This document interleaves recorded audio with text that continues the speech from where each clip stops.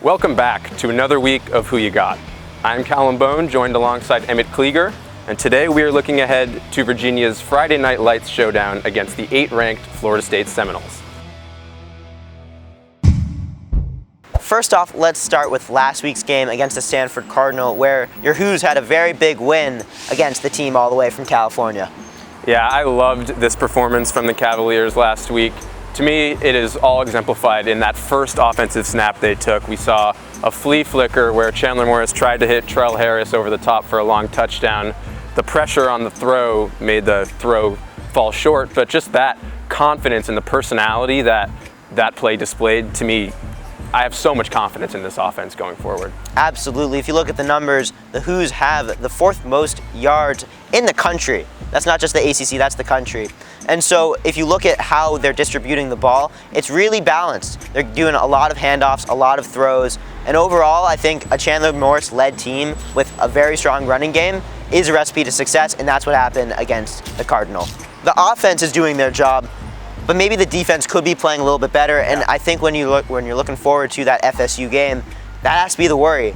This defense got torched several times by Stanford, and they also got torched in the William & Mary game, and that I think is a huge cause for concern. FSU, they have a very fast offense, and UVA, when they've given up those big touchdowns, it's been coverage laps, and so that's what a fast offense can take advantage of.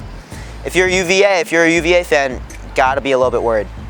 Emmett, I don't think it's hyperbolic to say that this is the biggest game of the season for Virginia.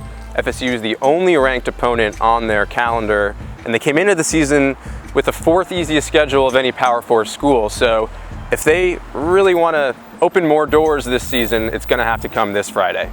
You're right, but when you're playing a ranked team, it is a huge challenge. Luckily, the Hoos will be at home for it, unveiling some throwbacks from the 1995 season, which I think look pretty good. But looking at Florida State, their quarterback, the transfer out of Boston College, Tommy Castellanos, he's a little bit undersized, but don't let that fool you. He has an arm. Their offense is very high-powered, speed at every position, and it'll be a tough task for the UVA defense, but we'll have to see if they can come to the challenge. Yes, Castellanos has seen ghosts at Scott Stadium before. Last year when he was the QB of BC, we saw Jonas Sanker return a fumble for a touchdown in a big Virginia win.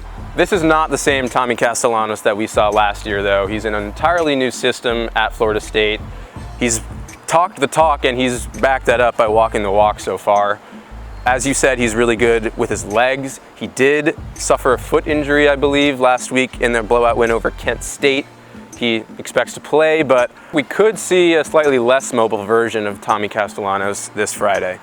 Right, and this could really be the statement win of the season. But again, it's a tough Florida State team that's looking to bring a lot of fans here and take over Scott Stadium. Now let's touch on a couple players who are going to be big pressure points for Friday night's game. Emmett, who are you looking at? I'm looking at Cam Robinson, the linebacker for UVA. Came back last week against Stanford, had a very nice game.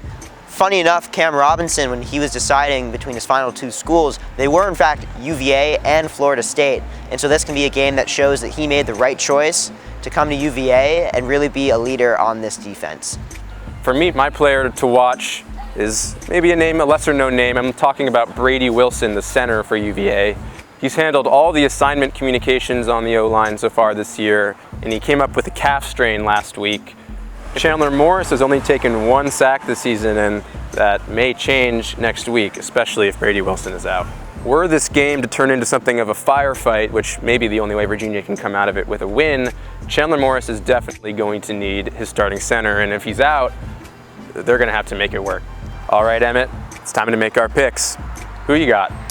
So in the battle for the Jefferson-Eppes Trophy, the UVA fan in me says 50-0, but the journalist integrity in me says 45-35 FSU. I like your realism there, Emmett. I do have hope for Virginia. As I said, if this game turns into a barn burner, if it's just, like a basketball game going up and down from end zone to end zone, I think Virginia still has a shot. The line right now is at -6.5 to -7, depending on where you look, for FSU. I think Virginia can cover that spread, but I'm going to take Florida State 41-35. That's it from another week of Who You Got. I'm Callum Bohn, I'm Emmett Kliger. WUVA.